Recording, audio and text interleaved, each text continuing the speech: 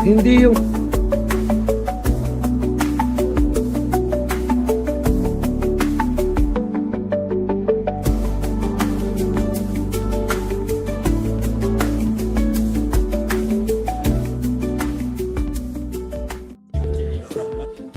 Alright. Prosecution gains lead in first week of VP Sara trial. Anak ka pa oh.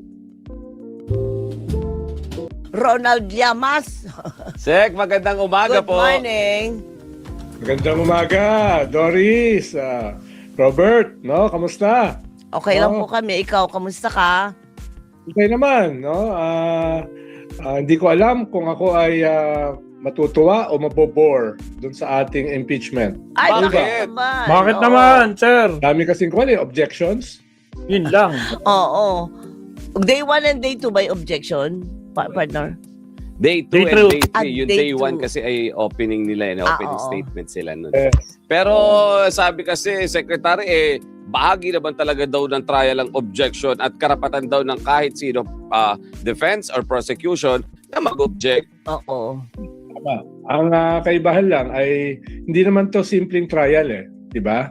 Ito ay isang political process din. At ang nakikinig, yung mga mamamayan ay nanonood. Kaya sana masustain yung kanilang attention. Kung masyado kasi maraming technicalities, baka magkwan na rin sila, mag-sign off. Hindi katulad sa programa nyo, walang nagsa-sign off. Bawal Oo. mag-sign off or mag-tune out. Opo. Secretary, sa week 1 nitong impeachment trial, number 1, ano yung dapat bigyang pansin ng audience natin doon sa mga nangyari na yun? Oo. Ang dami may Sabay-sabay biglaang pagbisita, di ba? Merong Optics. puro objection, merong cross-examination naman kahapon. Ano yung pwedeng tingnan ng publiko na masasabi nating napakinabangan, may pakinabang din sa atin? Ayan. Ana mo rin, Bob. Well, una, yung opening nga ni Congresswoman Luistro, mahalaga na makita ito para sa ating mga konkretong mga buhay. Ano bang epekto nito sa mga karaniwang Pilipino? Dahil usapin ito ng accountability no? Usapin ito ng isang constitutional provision sa ating napakahalagang People Power Constitution na ano ba talagang kahalagahan nito sa ating bansa at sa bawat mamamayan. Yung accountability, kaya napakahalaga niyan. Article 11 ng ating Constitution, dahil yung kahit yung pinakamataas na opisyales ng ating pamahalaan ay dapat pwede nating silang i-hold accountable.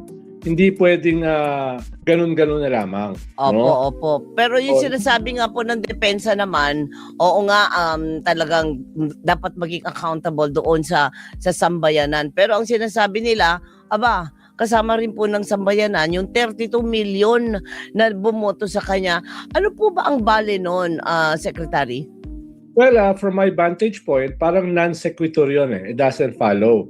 Dahil iba kasi yung binoto ka, iba yung meron kang possible na pagkakamali o pagkakasala dun sa Oo. 32 million. Actually, mas mahalaga nga na yung usapin ng 32 million, no, kung ikaw ay merong breach o public trust, kung nawala yung tiwala sa'yo, mas mahalaga yon. Yun yung value ng 32 million. Hindi yung 32 million, ma-absuelto ka dahil ang daming bumoto sa'yo. No, hindi yun ang kaya nga sabi ko, oops, ano yun? What was that about? Oo. Dahil pag yung bumoto sa iyo, iba yun dun sa nagkaroon ka ba ng problema sa iyong pamamahala. Parang si Erap Estrada noon, di ba? Ang laki rin siya, nung nanalo si Erap Estrada, siya yung nakakuha ng pinakamalaking boto sa ating kasaysayan. Oo. Before. Pero hindi yun dapat maging pagpigil dun sa kanyang accountability. Dahil pagkaiba yun Kaya nga sabi ko, non-sequitur, it doesn't follow. Dapat nga, mas mataas nga dapat yung usapin ng accountability dahil mas maraming bumoto sa iyo. Mas maraming umaasa na ikaw ay mamamahala ng matino. No? Yun yung kaya nga parang yung opening na yon ni Attorney Season, parang off. Medyo off as an argument dito sa impeachment trial na ito. Oo. Isa pa, Secretary, di ba? Doon sa nangyaring pagpresenta ng NBI agent, yung nag-imbestiga doon Kalilong. sa doon sa press conference, dalawa Mhm. yun, isang October, isang November, Mhm. and then kahapon yung cross-examination. Oo. Meron bang napala ang publiko din dito? O yan. Well, sabi niyo nga kanina, talagang sa isang trial, aasahan mo naman yung maraming mga technicalities na i-invoke. No? Mm. So, ang takeaway ko lang, parang for almost 3 days ay ini-interrogate yung isang testigo para do sa authenticity ng isang video na parang buong mundo naman napanood. No, parang lahat tayo napanood natin 'yon yung video na 'yon. Kaya natawa nga ako doon sa mga tanong ni Senator Robin Hood Padilla na ano ba yung original? Ano ba yung original ng video? Yung original ng video, yung napanood natin lahat. Nung una kasi, nung unang lumabas yung grave threats, kung maalala nyo, more than a year ago, ang paliwanag ay hyperbole, ang paliwanag ay out of context, ang paliwanag ay hindi naman sinabi, tapos may paliwanag na na-splice pa. At least yung mga dahilan na yun, hindi na ginamit ngayon sa hearing. Dahil mapapahiya sila kung gagamitin nila yun Pero yun yung ginamit before. Dito naman, ang ginagamit, may konteksto yan May konteksto yung sinabi na yon, no? Kaya niya sinabi yan dahil dito, no? At saka ang sinasabi nila, hindi naman yan high crime, yung ganyang klaseng threat. So ganun na yung argument, hindi katulad nung dati na ito ay splice, ito ay out of context, no? Ganun. So ang problema naman diyan, parang stand alone yung threat Hindi naman pwedeng sabihin mo na, uy, dahil nagalit ako, kaya tinreten kita. Threat pa rin yon. No. Kaya nga nung tinanong ni Alan Peter, yung witness, na anong tingin mo rito? Conditional threat ba ito? No, mahaba yung kanyang tanong Yung witness, hindi. It is an absolute threat. Hindi na niya tatanong. No? And then, hindi naman pwedeng conditional yung threat A threat is a threat. Correct. Buti nga partner, hindi na inilatag ng defense yung 2 hours. Napapanoorin mo yung press conference. Pero, ginamit nila yung portion ng press conference kahapon. Tama. So, in a way, ang observation ay ginamit nila yung video. So, ibig sabihin, legitimate yung video na ipipresenta ng defense. Kumbaga, ng prosecution rather. Di ba? Kumbaga, binavalidate mo. Ay, ginamit yun din pala. Di ibig sabihin, totoo yan. Tapos, kumuha kayo ng portion doon na magpapakita kung bakit. Di ba? Ito kay Zulaika Lopez na haharap on Tuesday. Tuesday na. Tuesday siya pinahaharap dyan. So, ibig sabihin ba noon, Secretary, ay hindi naman sa nagbibilang tayo or minsan kasi ang public gano'n. So, sinong nanalo sa week 1? Yun na nga. Mahilig tayo sa gano'n. Ang ating mentalidad parang boxing. Nanonood ng boxing. Tumatantos May score Correct. Sa ngayon po ba, makakatantos na? Tama ba? Makakagawa na tayo ng pagtantos, Secretary? Siyempre, kung tatanungin mo, sino ba yung mas lamang, di ba? Baka mas lamang for now yung prosecution. Dahil nga doon sa conduct, hindi lamang nung defense, kundi nung mga senador na kakampi nila. Halimbawa, yung simula pa lang yung patronizing statements ni Alan Peter, yung condescending statement ni Pia Cayetano, yung potentialism na nilabas nila, no? Hindi ba gumuho yung self-esteem mo, Doris? Dahil nagbitaw kung saan sila graduate Nabanggit ni Sekret kahapon doon sa tweet ni Senator Lacson. Na simula day 1 daw, may mga nag-lecture na. Buti na lang daw hindi pinapansin ng mga kasamahan niyang Senator Judge. Kasi kumbaga sa legalist nga nila, immaterial, your honor.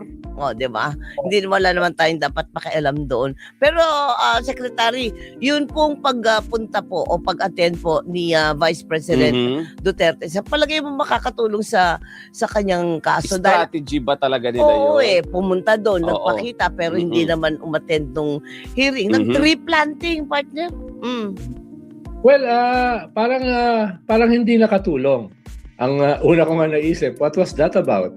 dumating ka, no? Tapos miniting mo yung mga defense lawyers mo, siguro baka pinagalitan mo na teka, di ba kayo mag-ayos? Parang Ano parang ginagawa mahina niyo? yung Diyos ating ko po, Rudy. unang araw no? Baka Palpak na naman napagalitan. kayo. Pero nandun siya, tapos binanggit pa niya si Invictus, no? Bloodied but unbowed, no? 11 seconds. Ang salita. Tama. Oo. Eh, ang naalala ng tao, di ba siya yung nagyaya ng bloodbath? No, di ba siya yung naghamon nung magkakaroon ng bloodbath sa Senado pag nagsimula yung kanyang impeachment? Tama. Tapos niya bloodied but unbowed. So, yun yung akin naalala, yung kanyang hamon na bloodbath. Pero nandun ka na, pwede ka man lang sumilip. No? Kahit silip lang, manong ka lang. Oo. No? Parang pinakita mo na wala kang kinakatakutan. No? Mas Pero- malaking impact nun, Secretary, Yes, kung yes. sumilip Dahil man lang siya. para dun sa iyong mga kakamping mga senador, para dun sa iyong defense lawyer, parang pinapakita mo na nandito ako. Hindi ko kayo iniiwan, no? Kasama niyo ako rito, no? Pero yung hindi man lang nagpakita, tapos hindi ko maintindihan kung ano yung gusto niyang palabasin dun sa Invictus, no? Medyo sa balance sheet ay negatibo para sa kanya. Again, sa mga bagong pasok mga kabsat, baka naman, like and subscribe tayo. Maraming salamat. Like po tayo, Babsat. Volume. Okay. Ano ba ang aasahan Ayan na, natin next week na. Next week, Ay, asahan Zulaika natin Lopez. na lahat tayo ay duguan? Zulaika Lopez. Ang ako pa nga, Doris, Robert, na sana hindi mabore yung mga tao. Ayun, oo. Marami mga technicalities, pero hindi naman ito talaga trial No, hindi ito yung trial sa korte dahil mismo yung mga senator judges, hindi naman sila mga talagang tunay na judges. Maldita Kabayashi, shout out. Abogado From sa Japan. kanila, 4 lang naman 'di ba? Karamihan ay mga politiko. So, this is also a political process. No, kaya sana hindi masyadong ma-overwhelm tayo o malungkot sa mga legal technicalities dahil hindi naman hinahanap dito yung beyond reasonable doubt. Tama. Ang Okay, habang okay. hinahanap dito ay meron bang substantial na accountability yung akusado dito sa 4 na articles of impeachment. Alright. Oo. Sige. Dapat yun ang substantially medyo masagot. Tama, no? tama. Hindi yung masyado maraming technical. Pero sa ngayon hindi ko pa nakikitang medyo maglalaylo ang public. Oo. Pag nag-social media ka partner, Ganyan sa ba? agutan ng prosec, defense, Talaga? mga ganyan, Talaga? pinaglalaban yung mga abogado Parang lahat Yun tayo ang ang abogado tinitingnan ngayon. nila Ano? Kaya Sek, Naman, Robert, Good yun. yung, Very good yun. Yung dalawang impeachment na panood ko, yung kay Erap at saka yung kay Corona, lahat ng Pinoy naging abogado. Di ba? Ayun na nga lahat tayo abogado. At kanto boy dyan sa gilid-gilid, merong legal opinion. aha. Yun yung ginagawa. Kaya, ito kasi parang mahaba Kung sa dalawang previous impeachment, parang yung schedule nito medyo mahaba. No? Okay. Kaya sana ay masustain yung interest ng mga tao. Halimbawa, si Attorney Ligutan, pumunta kagad siya sa jugular No? Sabi niya, nung sinagot niya yung tanong ni Senator Risa Hontiveros, ang sabi niya ay, ngayon lang ako nakakita sa kasaysayan ng bansa na isang vice president ay nagbigay ng ganitong klaseng threat na siya yung beneficiary. Hindi kasi siya simpleng threat Pag nag-threaten ka na papatayin mo, hindi daw assassination papatayin lang, na ipapapatay mo yung presidente at yung asawa niya, hindi lang simpleng threat yun. Ikaw yung beneficiary Dahil pag Correct. namatay yung presidente, ikaw yung papalit. So Tama, mas tama. na doble yung threat. Dahil Sige. ikaw yung makikinabang. Sek, Okay. itutuloy natin yung kwentuhan natin dahil mag-overtime na tayo. Baka Oo mag-overtime tayo. Next Overtime. week, syempre, panibagong latag na naman ng Oo. mga witness at issue. Syempre, hingi tutulungan feedback. tayo Tulungan ni mo kami. ano. For the meantime, thank you, Sek. Thank you, Sek. Salamat rin. Salamat. Maraming Anytime. salamat. Have a Maraming good day. salamat po si Secretary. Salamat, Secretary Llamas. O ito, mga kapsat, pakinggan natin si attorney. No, meron siyang hatol sa 3 araw. Si Attorney Rene Bueno, mga kapsat, pakinggan natin. Maraming salamat. Again, sa mga bagong pasok, huwag kalimutang mag-like at subscribe. Tara si Attorney Rene Bueno.